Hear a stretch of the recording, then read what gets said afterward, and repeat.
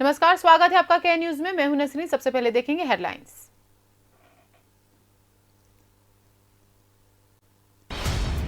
Pathankot Airbus पर हुए आतंकी हमले में लोकल पुलिस अफसरों की मिलीभगत। भ्रष्ट अफसरों ने हमले से पहले एयरबस की रेकी। तालिबान का अफगानिस्तान के प्रमुख शहरों पर कब्जा। विद्रोही अब राजधानी काबुल से महज 50 किलोमीटर की दूरी पर।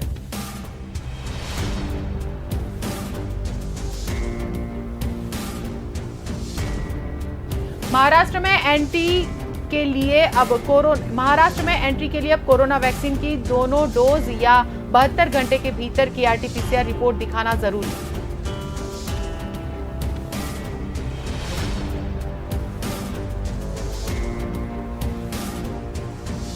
देश में शुक्रवार को कोरोना के 48,750 नए मामले, 777 लोगों की जानें गई। 35,740 संक्रमितों ने बीमारी को मात दी। ठीक होने वालों का आंकड़ा 21 दिन में सबसे कम।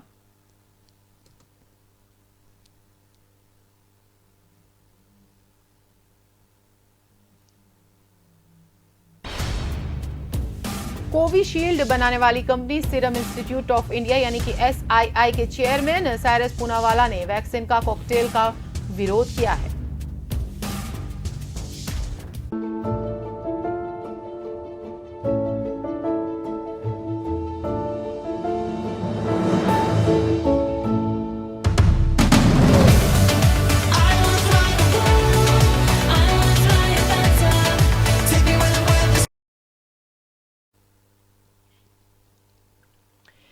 तो बात करेंगे सबसे पहले एमिराट्स की बनी एड की। जी हां, ये एक देश का पहला एड है, विश्व का पहला एड है कि जिसने बुर्ज खलीफा के शीर्ष पर जाकर और उसमें भी मॉडल को वहां खड़ा रखकर अपना एड बनवाया है। इसमें काफी मशक्कत करनी पड़ी है। जिस तरह से रिपोर्ट्स मिली हैं, 1 घंटा और 15 मिनट यहां पर पहुंचने में लगी है और कई दिनों की प्रैक्टिस के बाद ये एड को शूट किया गया है।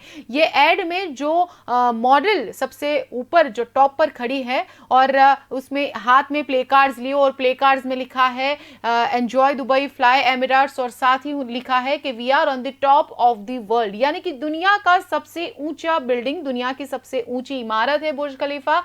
और उसके भी शीर्ष पर जाकर इस एड को शूट करना वो वाकई चैलेंजिंग था। मॉडल ने साथ में यह कहा कि इसमें बहुत ज्यादा ट्रेनिंग की जरूरत पड़ी थी। मॉडल का नाम निकोल है। उन्होंने अपना एक्सपीरियंस भी शेयर किया था। आपको हम फिर बताएंगे ये एड।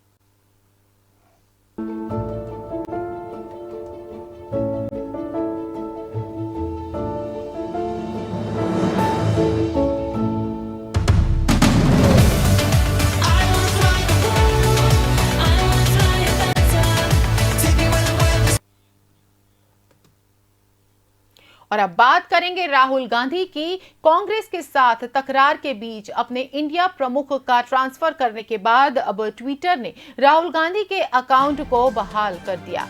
एक सप्ताह तक अस्थायी तौर पर अकाउंट सस्पेंड करने के बाद ट्विटर ने शनिवार को राहुल गांधी के इस अकाउंट को अनलॉक कर दिया था। दरअसल कुछ दिनों पहले ही दिल्ली में दलित बच्ची के रेप और हत्या के मामले में उनके परिजन की तस्वीर साझा करने को लेकर कांग्रेस के पूर्व अध्यक्ष का ट्विटर अकाउंट बंद किया गया था और ट्विटर ने नियमों के उल्लंघन का हवाला दिया था। साथ ही ट्विटर ने कांग्रेस और पार्टी के कई वरिष्ठ नेताओं के ट्विटर अकाउंट भी बंद कर दिए गए थे। पार्टी के कुछ नेताओं के ट्विटर अकाउंट की भी बहाल कर दिए गए हैं और जिन्होंने वही तस्वीरें साझा की थी। पार्टी के एक पदाधिकारी ने कहा था कि राहुल गांधी का ट्विटर अकाउंट अनलॉक कर दिया गया है। उन्होंने साथ ही ये भी कहा कि उनके अलावा कांग्रेस के कुछ दूसरे भी नेता थे कि जिनका अकाउंट भी बहाल कर दिया गया है। शुक्रवार को ट्विटर ने अपने इंडिया हेड मनीष महेश्वरी का अमेरिका ट्रांसफर कर दिया और राहुल गांधी और कांग्रेस ने ट्विटर पर सरकार के दबाव में कार्रवाई करने का आरोप लगाया था और ऐसे ही कुछ ट्वीट्स के चलते ये जो काम किया गया था, उनका जो अकाउंट है वो सील कर दिया गया था। फिलहाल उसे बहाल कर दिया गया है।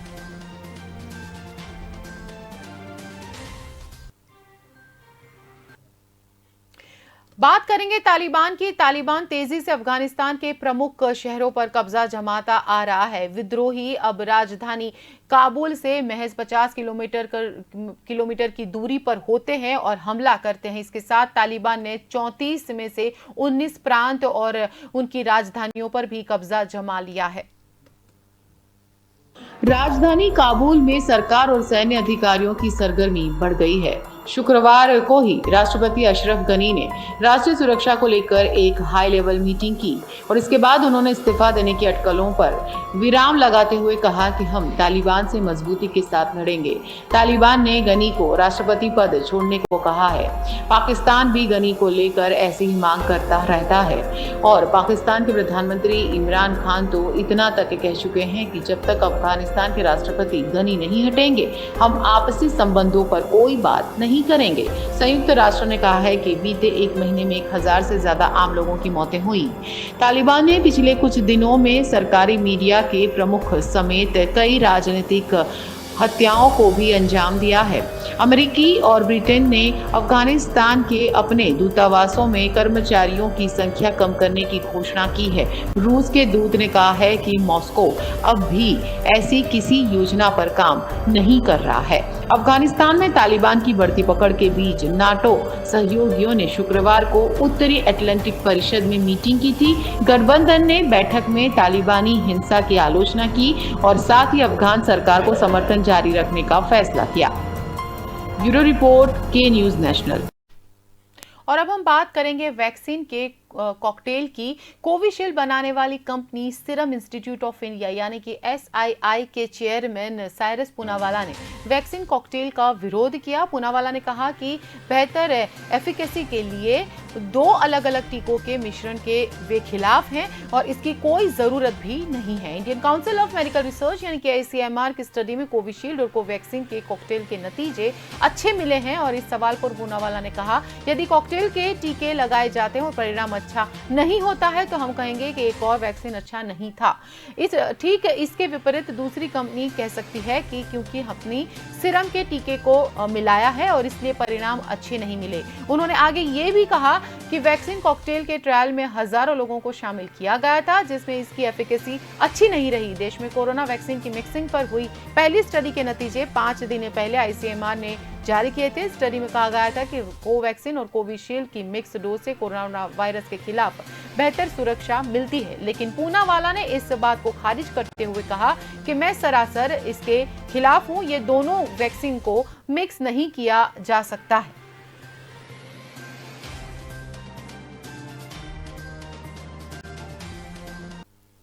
हवाई यात्रा करने वाले लोगों को अब ज्यादा किराया चुकाना होगा। उनकी जेब पर अब भारी पड़ सकती है। सिविल एविएशन मिनिस्ट्री ने अब मिनिमम और मैक्सिमम किराए की सीमा बढ़ा दी गई है और हवाई यात्रा करने वालों की चिंता भी इसके साथ अब बढ़ जाएगी।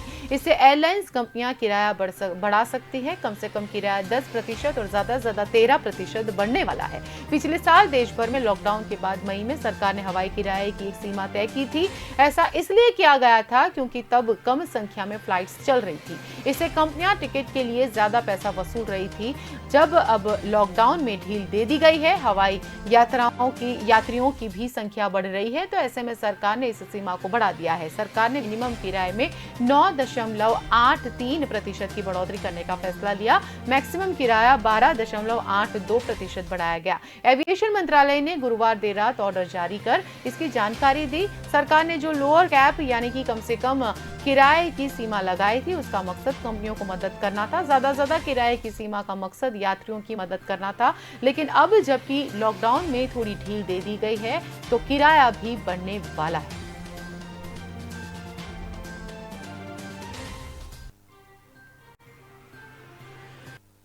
और अब बात करेंगे हिमाचल प्रदेश की। हिमाचल प्रदेश के लाहौल स्पीति में शुक्रवार सुबह लैंडस्लाइडिंग होने से पहाड़ भी ढह गया था और पहाड़ का एक मलबा चंद्रभागा नदी में जा गिरा था।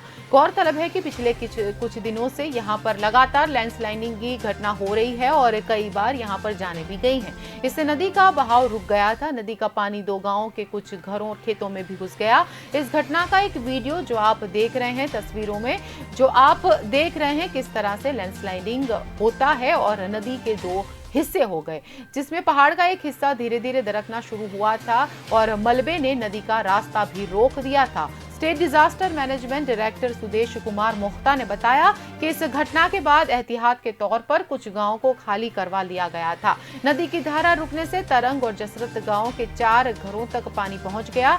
30 बीघा खेतों में भी पानी भर गया। 5 गौशालाएं, 1 भेड़ और 1 बछड़ा इसमें बह गए। कुछ समय बाद नदी का बहाव दोबारा शुरू हो गया था। सुदेश कुमार ने साथ ही कहा कि मिट्टी की जांच के लिए सॉइल स्टडी टीम मौके पर भेजी गई और किसी अनहोनी से निपटने के लिए एनडीआरएफ की टीम को भी यहां तैनात कर दिया गया था। साथ ही पुलिस और अन्य फोर्स भी यहां तैनात हो गई थी कि ताकि कोई बड़ी जानहानि ना हो। फिलहाल लेंगे एक ब्रेक। आप जुड़े रहिए के न्यूज के साथ।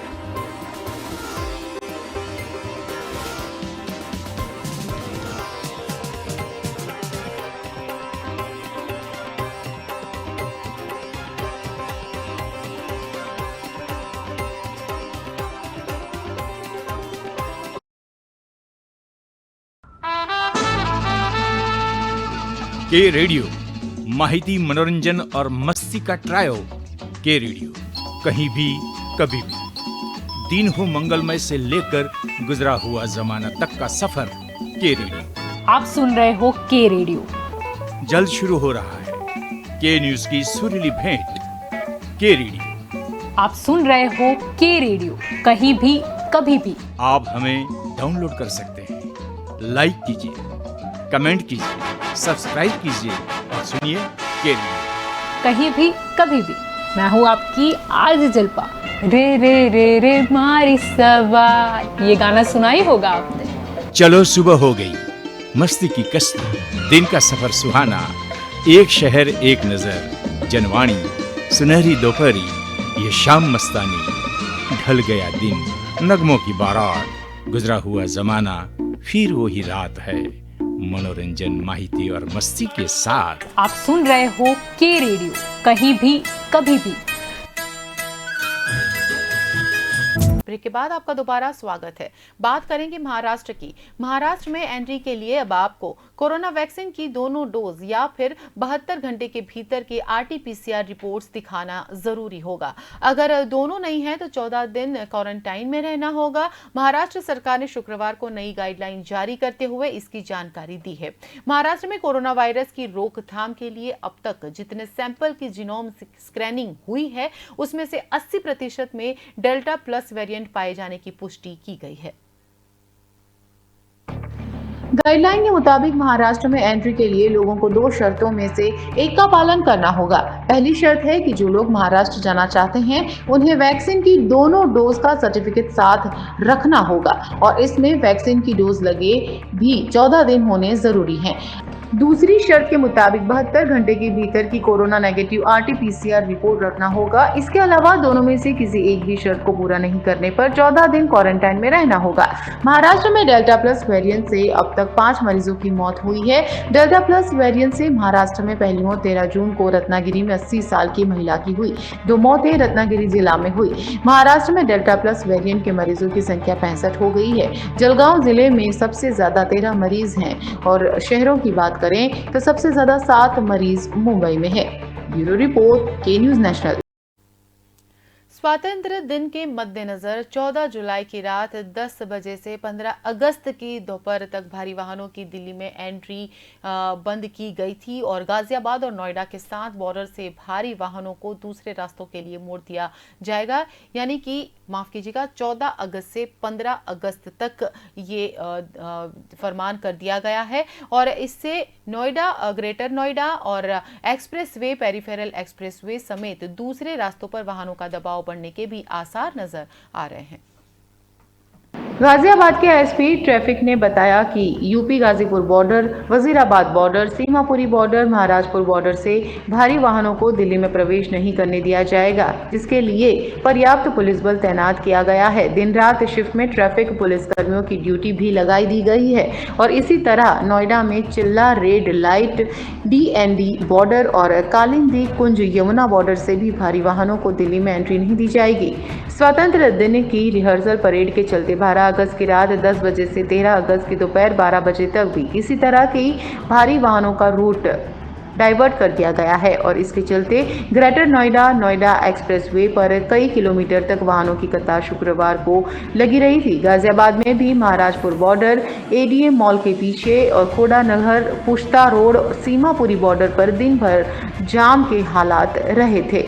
ब्यूरो रिपोर्ट, के न्यूज़ नेशनल। और अब बात करेंगे मुंबई की।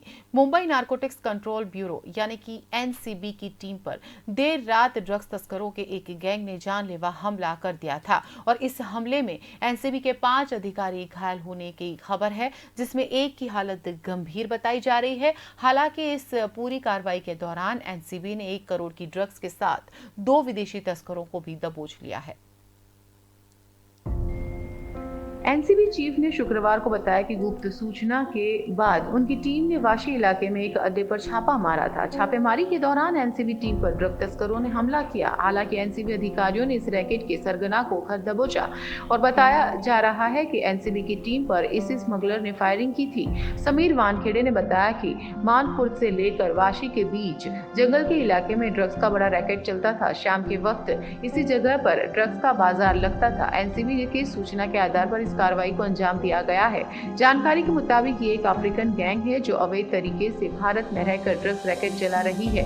हालांकि हमले की आड़ में कुछ अन्य तस्कर मौके से फरार होने में कामयाब रहे हैं। उनकी तलाश के लिए एक और टीम का गठन किया गया है। फरार हुए आरोपियों के पास भी विदेशी हथियार होने की जानकारी मिली है। इस कार्रवाई में एमडी, हेरोइन और कोकेन भी कमर्शियल मात्रा में जब्त की गई है। ब्यूरो रिपोर्ट, के न्यूज़ नेशनल।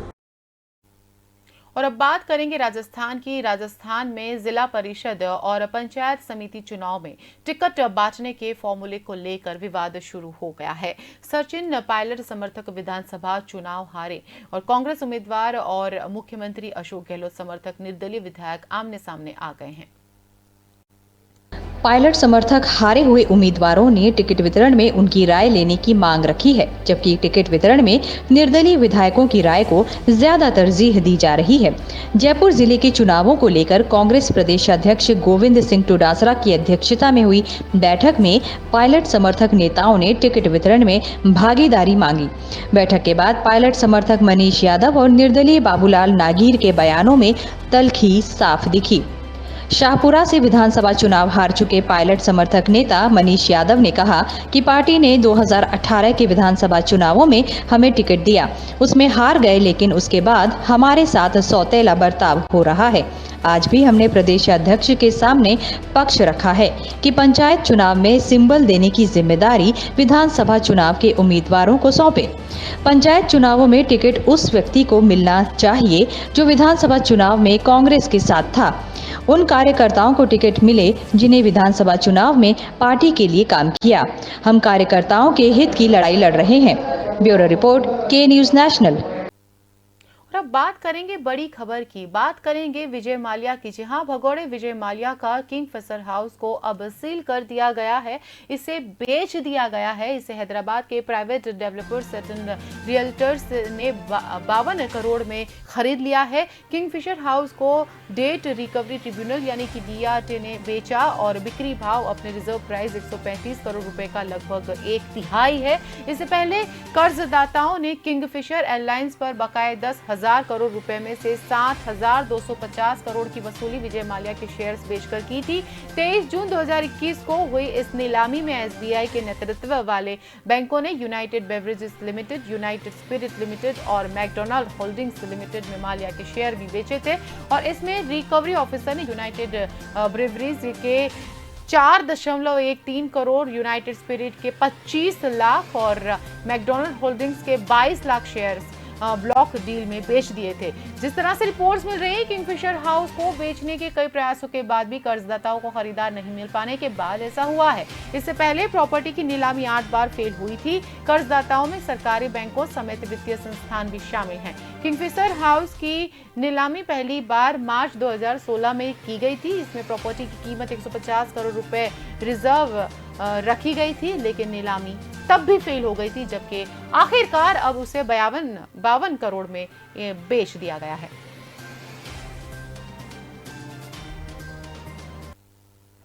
तो ये थी देश और विदेश की अब तक की बड़ी खबरें। आपसे फिर होगी मुलाकात। दीजिए इजाजत। नमस्कार।